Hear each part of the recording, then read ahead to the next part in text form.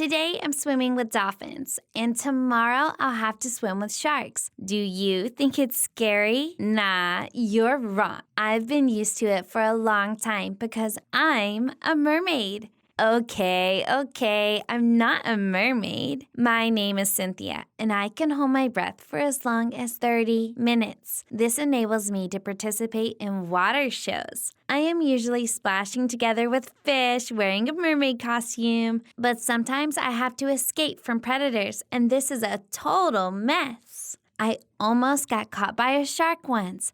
There were children among the spectators of the show, and I was very afraid to cause an emotional trauma in them. Well, they didn't know that the shark wasn't real. The mechanical shark got out of control, and I had to rush about a huge aquarium for half an hour in order not to get into its mouth. The children were really amused by everything that was going on, while for me, that fun almost ended in tragedy. I had been underwater for too long, and I couldn't hold my breath anymore. It was getting harder and harder for me to breathe in the water depths, but workers could not cope with a shark.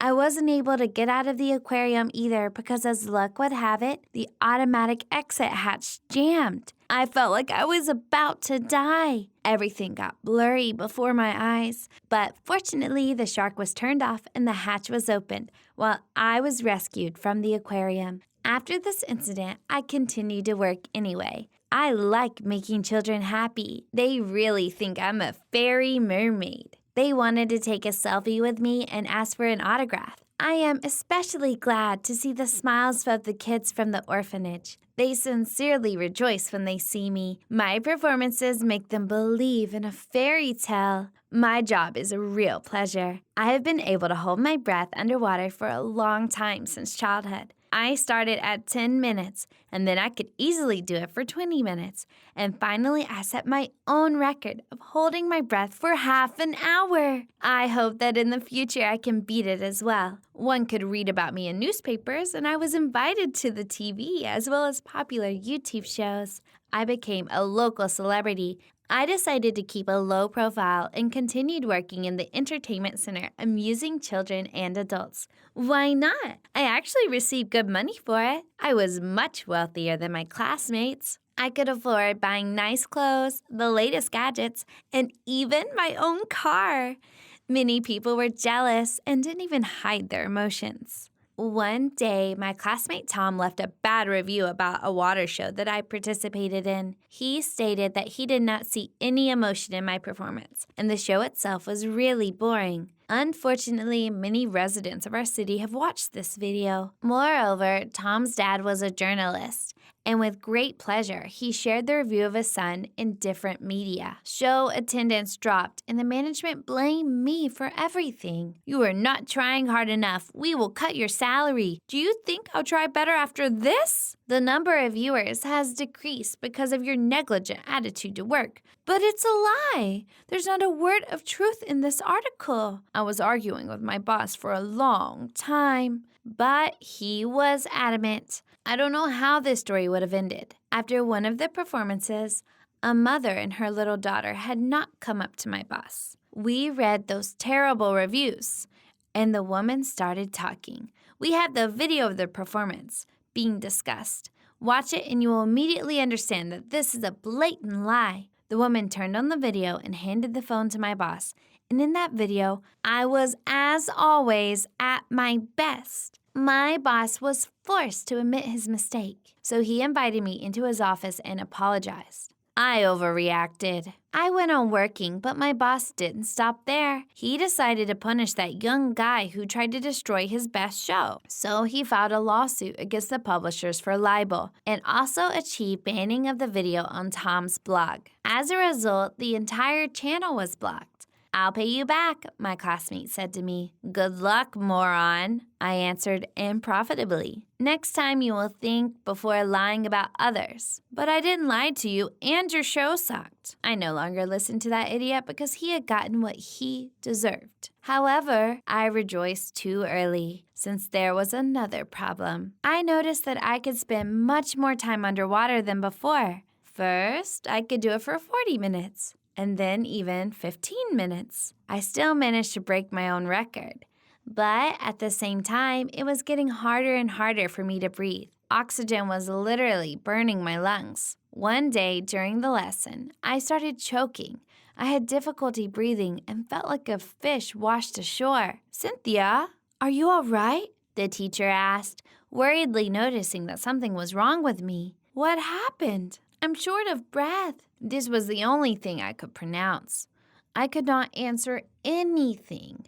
I began to lose consciousness. An ambulance was immediately called for me, and even an oxygen mask did not make me come to my senses. The doctors were gripped with panic. "Water! I need to get into the water," I moaned quietly. "What nonsense!" The doctor was taken aback. I immediately needed to get into the water. Fortunately, my parents have already come to the school. Being gripped by panic and fearing for my life, they decided to listen to me and not to the doctor. I am so grateful to my parents for the fact that they acted contrary to common sense, put me in the backseat of the car, and brought me to the aquarium where I used to spend so much time.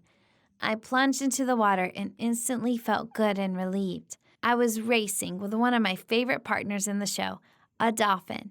And the only thing that my parents could do was watch everything that was going on with their mouths open in amazement. So, what happened to me? I was thinking about this when I came home with my parents.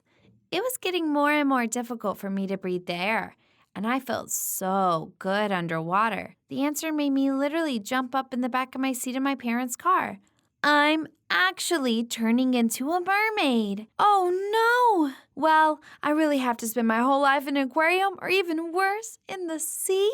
The thought scared me so much.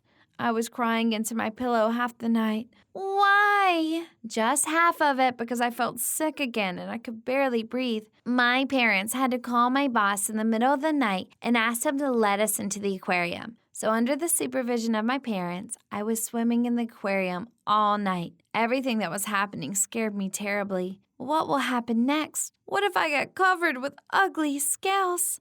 What if I have to eat seaweed instead of spaghetti? And if you think my fears were unfounded, then you were wrong. I began to refuse food, even from my favorite products. I didn't find them tasty anymore, and the mere smell of them was disgusting for me. When Dad brought my favorite cheeseburger, I felt sick, but I was eagerly eating lamb in the area and then switched to other types of seaweed. Dad had to catch them, and Mom had to fry or boil them. In addition, I started eating mussels, oysters, and scallops, although I hated them. Before then, I couldn't think of anything which would seem tastier to me. Oh no! SOS! I'm turning into a fish! Do you think that's the end of the story? Of course not. I began to understand the dolphin language. They were enthusiastically telling me about underwater life and even warned that the shrimp were about to take over the world. That's all I needed. It was very unusual to spend half the day underwater talking with dolphins, but this was so boring. I wanted to go to the cinema and chat with my friends instead of constantly being underwater, and I missed the internet so much. My parents tried to take me to the family doctor, but he could not say anything clear about what was going on with me. In the meantime, my old buddy Tom decided to make my boring life more interesting. You remember that he promised to take revenge on me, don't you? Well, he did it. He started bullying me again. This time, he wrote in his Instagram post that in our aquarium, sea animals were kept in terrible conditions. Aquariums are dirty and too cramped. Animals suffer. And the owners of the entertainment center only think about how to make more money. I don't know who believed Tom after his previous fake story, but our entertainment center was closed for inspection. I came back home that day in tears.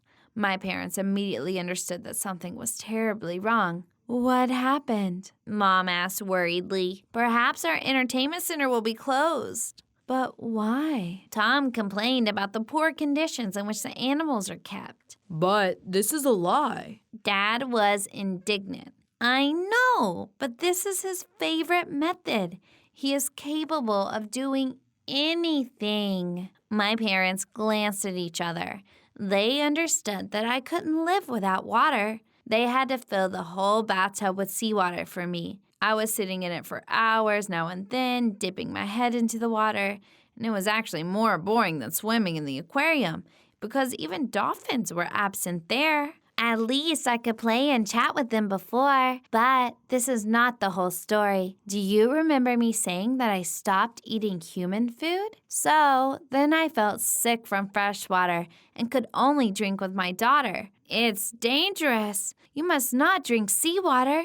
My mother trying to persuade me. But what can I do? This is the only way I can quench my thirst. I myself understood that it was dangerous, so I tried not to drink too much seawater. However, the less I was drinking, the thirstier I was. My usual life was crumbling before my eyes. The checks in the entertainment center were continuing, and I could not go to school. My school friends turned their backs on me because I didn't spend time with them at all. I tried to explain that I could not stay without seawater for a long time, but they didn't believe me. They thought I just got snotty. All this made me really upset, and I became withdrawn. My parents, seeing me suffering, decided to help and offered to take me to the ocean. Well, of course, I can't believe I didn't think of it before. It's much more fun than a bathtub filled with water. There is salty water and fun, and seeing inhabitants that would cheer me up.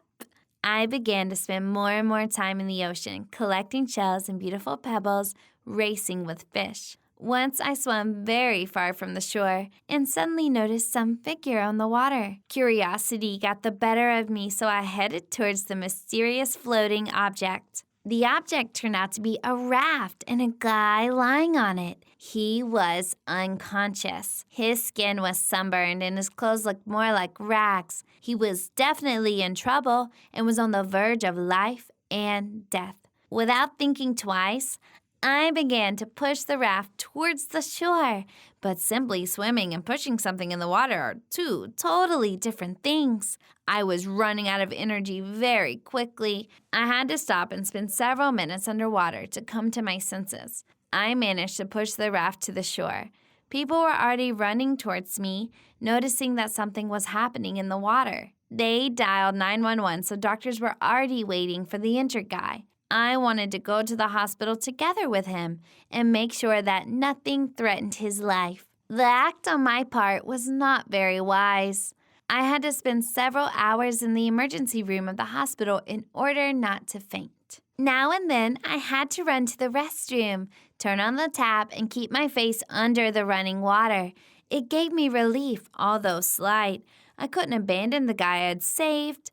My family is very rich and influential. I can fulfill any of your wishes. And I asked him to help resume the work of the Marine Entertainment Center. Again, thanks to his ties, Nick was not only able to prove that the conditions in which the animals were kept were good, but also sued Tom for libel. Tom and his family then faced a huge fine. Nick and I became friends and started spending a lot of time together. He was waiting for me on the shore. While I enjoyed swimming one day, he asked how I was able to hold my breath for so long. I don't know, I answered honestly. At first, I could only be underwater for half an hour, but now I can't do without it for a long time. I told them all about my problems and assumed that I was turning into a mermaid. Nick decided to figure everything out and sent me to the best clinic in the city for examination. Tests that showed that I had a rare genetic disease, changing the structure of my whole body. This explained all my oddities and dependence on water. Doctors warned me, saying that I could cope with the disease, but the treatment would be expensive. Nick said that money was not a problem. 6 months have passed since the day when I started treatment, and now I can live a normal life again and stay in the water for only half an hour.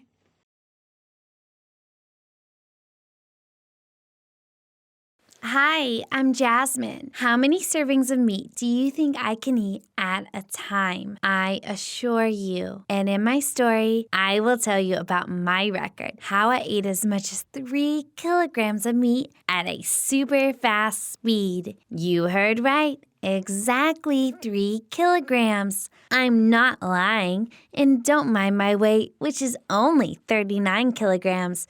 This is not an indicator at all because I'm quite a bit of a glutton. Some people don't get fat no matter how much you feed them, and I'm one of them. I'm also sometimes called a witch for it. Moreover, my gluttony began in childhood. It may have been innate. When I was 4 years old, my parents sent me to my grandmother for a few weeks. I don't know what she had done, but I came back and an all-consuming child snarfing down literally everything as it came. Soup? Great. I'm ready to eat 3 bowls at once. Salad? What's with the kids' portion? A roast? That's a laugh. I need more. My parents just widened their eyes in surprise and could not understand what happened to their cute child and where I got such an appetite from. Meanwhile, I was eating my 5th steak and I didn't give a damn about their perplexities and speculations. Then they took me to the doctor who said that a growing child's body requires more food than usual. So everything is fine and this just happens with growth spurts. Okay, it's normal, but is that bad? My parents thought, but decided to keep an eye on me. I saw their expressions and it freaked me out and annoyed me at the same time. These puzzled looks every time I ate something. Constantly questioned whether I was full yet and controlling my portions. Would you just give it a rest? One day, I couldn't stand it and told my parents that I didn't eat so much because I was hungry, but because I was bored and food was kind of an entertainment for me. Therefore, stop spying on me, counting how much and what I put into my stomach and rolling your eyes at the sight of my portion. Otherwise, I will have to give up this pleasure too. It was quite true. And the thing is, I don't feel full at all. I can eat endlessly until I come to my senses, and this is normal for me. Meanwhile, I love to eat, so I turned out to be a certified glutton. But the main thing is that I didn't get fat. Isn't this the dream of all girls? You are constantly eating and your figure remains slim as before? I think this is real luck. At school, I realized that my feature gluttony can bring me certain benefits. Therefore, I often embedded with the guys for money or valuable goodies that I could drink. For example, 2 liters of soda in one go, or that I could eat a heap of some sweets and each time the prizes were mine. Those who did not know me and did not understand what the trick was generally lost very cool things in these bets because of seeing my constitution and ambition in the form of promises. They did not even doubt that I could swallow an elephant. One day, my friend Nicole showed me an ad for a competition that was run by the owner of a very famous and cool restaurant in our city. The conditions were very simple. Simple for me. It was necessary to eat 1 kilogram of baked meat at a certain time, and the winner would get a subscription to unlimited dinners at that restaurant for a year. There are so many delicious chicken wings with barbecue sauce and delicious Caesar salads that it would be a crime not to take part in this competition. How can you voluntarily refuse free dinners in a place like this? On the same day, I registered for the competition as a participant. And now I had to wait for it to start and my cherished prize in the form of a subscription to dinners. I didn't doubt my victory for a minute, so I didn't worry at all. On the appointed day, the restaurant was attended by local bloggers, some journalists, the owner and the employees of the restaurant, as well as numerous sponsors. There, I learned that there would be many prizes as well as participants. This made me even more excited. I also found it funny to watch the faces of everyone present as they looked at me. They were so surprised and pitiful that I couldn't wait to show them what I could do. I generally like to shock the audience. Sometimes it's even more valuable than the prizes themselves. So everything went as I wanted. Besides, it was interesting for me to watch my opponents. Each of them was 3 times bigger than me, and no one saw me as a worthy rival. Well, it's okay. Soon, everything will fall into place. It's not even surprising that when the sponsors started betting, no one put money on me. No one at all. The largest number of bets was put on the fat man of Boeri, weighing 175 kilograms. It is not surprising. Then one of the sponsors called me over, and asked me what I was doing there. For some reason, he thought it was some kind of prank and that I was here as a joke. I assured him that I was very serious and had no doubt that I would win. And then this sponsor, who turned out to be the owner of a motor market, agreed to bet on me. Moreover, he said that he would give me a cool bike if I ate a kilogram of meat first and would reward me with $10,000 for each additional kilogram eaten. These conditions were more than acceptable to me because I could not even dream of such a thing. Not only will I be able to have free dinners at this restaurant for a year, but I would also become the owner of a new bike and also earn some good money. Then all the participants came to a huge table where there were already a large number of plates with baked meat, each of which contained 1 kilogram and glasses of water. The countdown started, after which we could start eating. We had no more than 10 minutes for this. Well, the meat itself was an unpleasant surprise. Either it was of poor quality or the cook had blown it.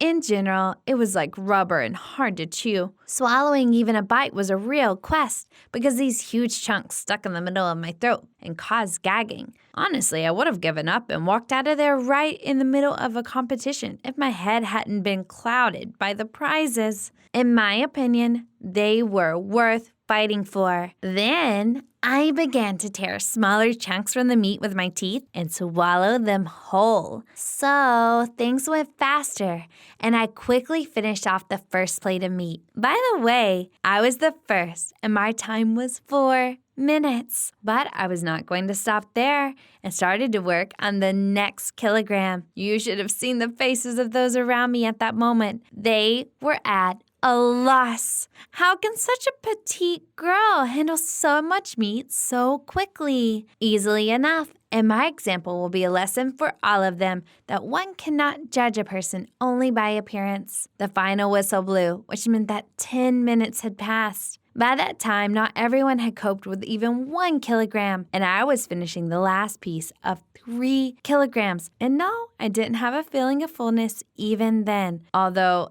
it was my personal best. Then the awarding procedure began. I was handed a subscription to the restaurant dinners, a certificate for a bike, and a check for $20,000. This was the first big victory for me. The prizes in the form of chocolates and sweets were far in the past. Inspired by my success, I went home to brag to my parents who had no idea of anything. But my path was suddenly interrupted. I had a very bad pain in the upper part of my stomach. I could neither stand nor scream nor breathe, but simply fell to the ground. I was lucky that there were compassionate passersby who called an ambulance. I was taken to the hospital, and the doctors just freaked out when they realized what was wrong with me. None of them believed that so much food, especially meat, could fit in a human stomach. But they didn't have time to recover from the shock because I needed an urgent operation. The fact is that the meat had become a lump in my intestines, stomach, and even digestive tract. A little more time and it would simply tear everything apart inside of me. So everything had to be removed as soon as possible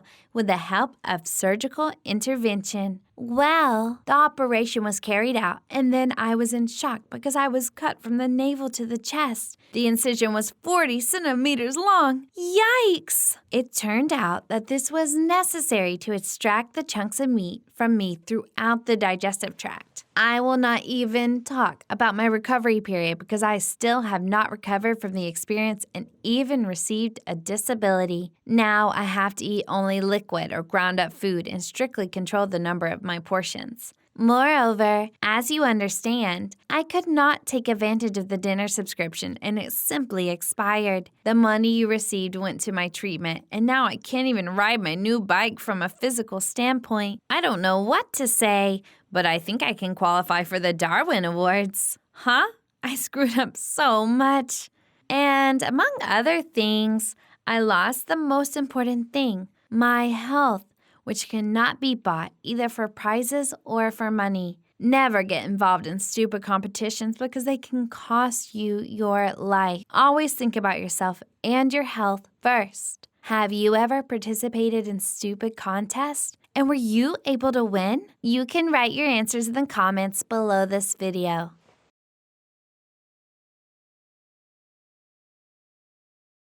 The sky was filled with gorgeous fireworks, and we were all dancing on the deck of a luxury yacht. Then an airplane flew through the sky, drawing a pink heart and a declaration of love. Now, this is what I call a rich person's party. And not just a party, but a wedding, because my mother just married an actual billionaire.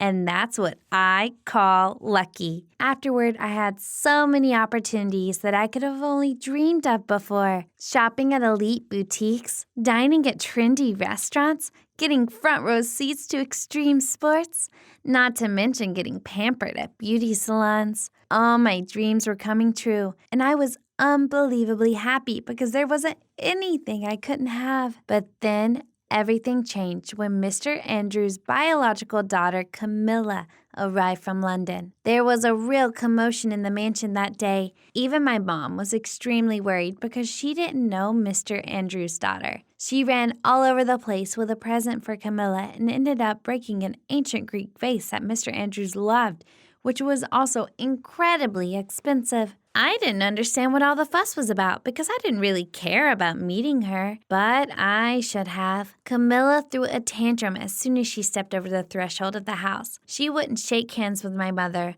looked angrily at me and her father, and became completely hysterical. "How could you marry someone else? I thought you would be faithful to my mother," she shouted, and Mr. Andrews said softly that her mother had died over 10 years ago. But that wasn't enough for Camilla. She was angry and upset, and she ran to her room in tears. My name is Helena, and this is my story about how my mother married a billionaire, which changed my life dramatically. Being rich is cool, but it also creates a lot of problems, especially when you become a part of another family. Let me tell you about it. That first encounter with my stepsister clearly didn't go well. She didn't leave her room all evening, and Mom and Mr. Andrews were restless. No one expected her to react so violently to her father's new wife. It was only after night fell that she finally came out into the kitchen. She ignored everyone, though. Aside from giving us a cold look,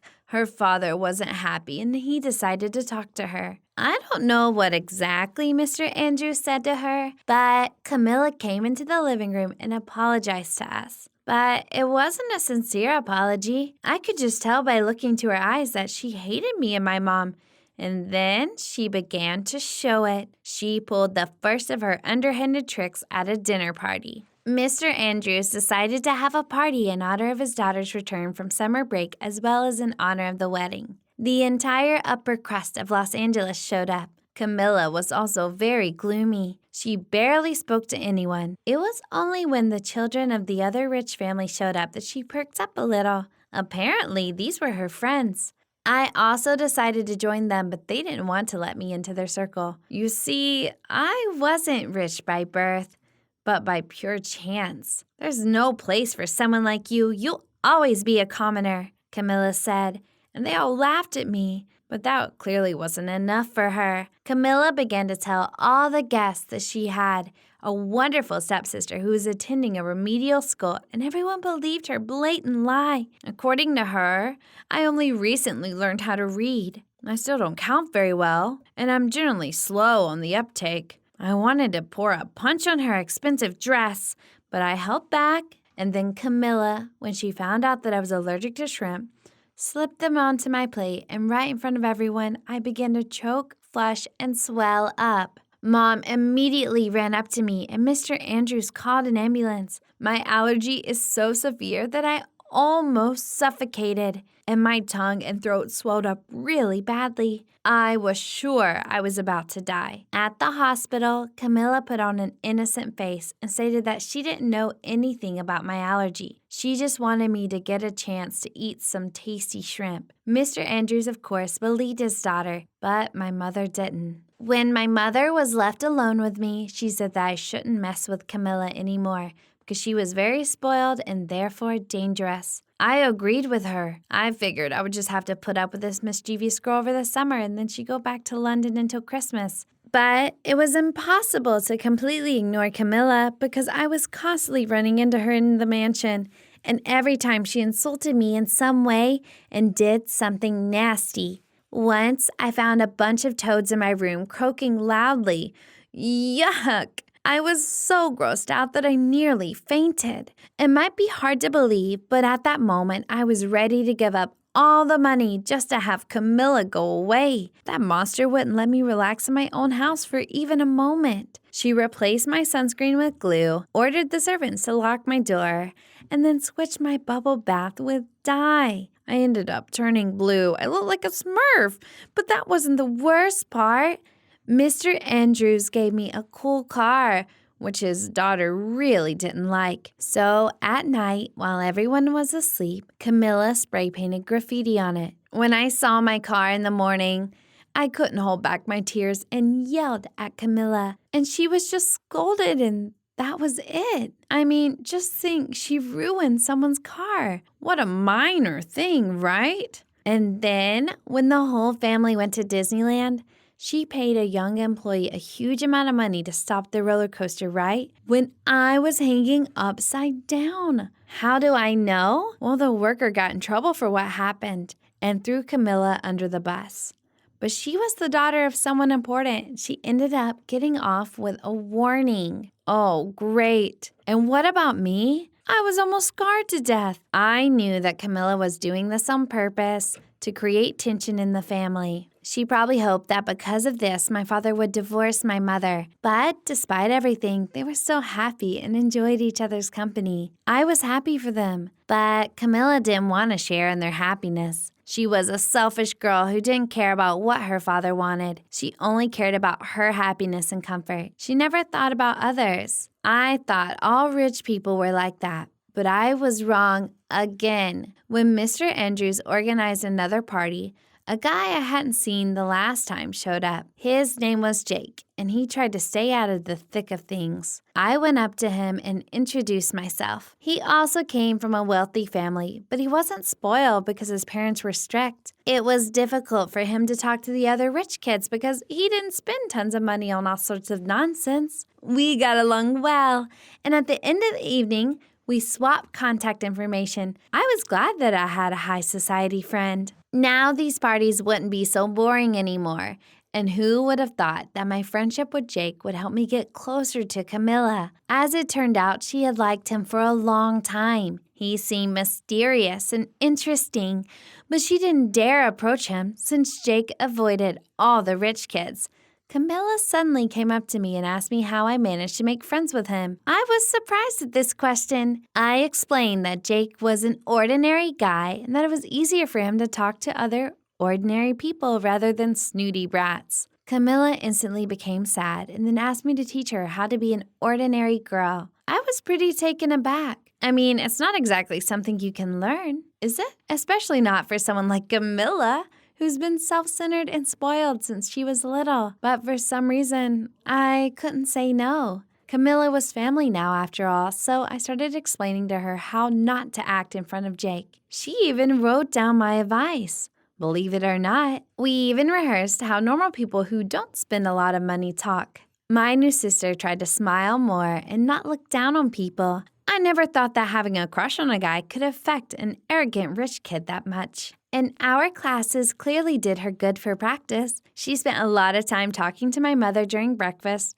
which shocked everyone. They had a lot in common, so Camilla was able to quickly find common language and even made friends with her. Mom was very happy, and Mr. Andrews was doubly happy. And when we were going to an expensive restaurant, Camilla asked my mother for advice on what dress she should wear. With that, my mother instantly blossomed and willingly helped her. I saw how Camilla's heart gradually melted, and she no longer seemed like the quarrelsome, spiteful person I met that first day. She probably just didn't get enough attention and couldn't come to terms with her mother's death. The day we met with Jake, she even got flustered. At first, the guy was skeptical of her because he knew how Camilla could be. But after a couple hours of talking, his opinion changed. He saw a different side of her. She wasn't an arrogant brat, but she's a sweet and pleasant girl. I was very happy for them because this story had another darker side. All of Camilla's friends suddenly turned their backs on her. You see, they had nothing in common, but she could still go back to them if